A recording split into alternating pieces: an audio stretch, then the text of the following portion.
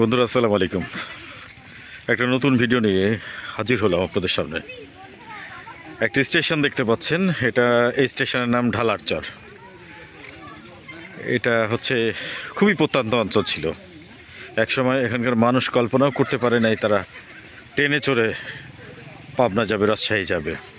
এটা হচ্ছে পাবনা জেলার বেড়া থানা, বেড়া উপজেলার আমিনপুর থানার ভেতর এই ঢালারচর। এই ঢালারচর হচ্ছে একটা ইউনিয়ন, প্রত্যন্ত গ্রাম। এখানে একসময় নৌকা ছিল মূল বাহন, আর তাছাড়া হেঁটে আসতে হতো। কিন্তু এখন এই অঞ্চলে আসতে পাকা সড়ক, একদম পাকা পিচ ঢালা রাস্তা।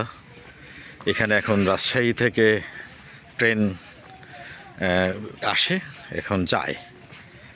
এখানকার আসলে মানে যাতায়াত ব্যবস্থা খুবই উন্নত হয়েছে।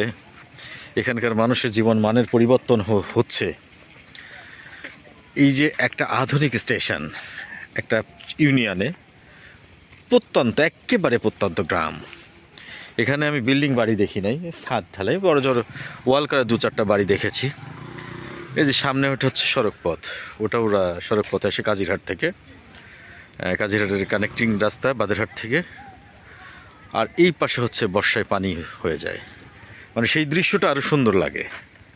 যাক, এখন শুকনো মৌসুমে এসেছি আমি, এসে দেখানোর চেষ্টা করছি এই সেই ঢালারচর।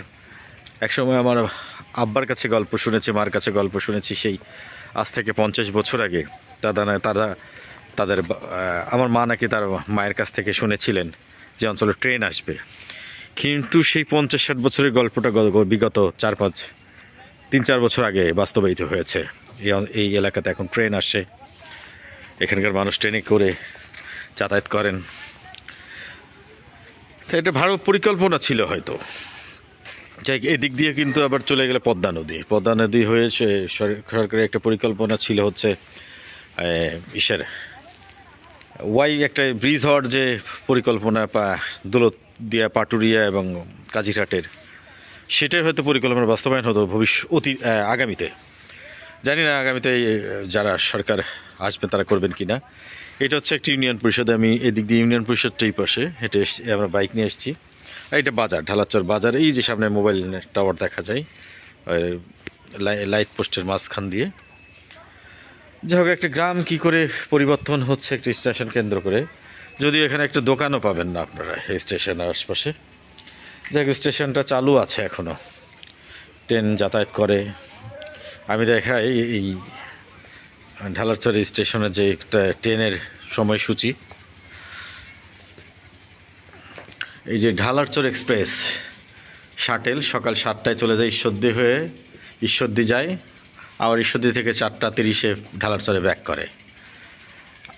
আবার হচ্ছে ঢালারচর এক্সপ্রেস 780 সকাল রাত 8টায় রাজশাহী থেকে ছেড়ে আসে, আবার ভোরে এখান থেকে চলে যায়। যাই হোক, রাজশাহী যায় এই ট্রেনটা। ঢালারচর এক্সপ্রেসটা শাটেল ঈশ্বরদী থেকে আপ ডাউন করে। যে ট্রেনের ভাড়ার তালিকা, এসি টিকিটেরও এখান থেকে এসি বগিও আছে।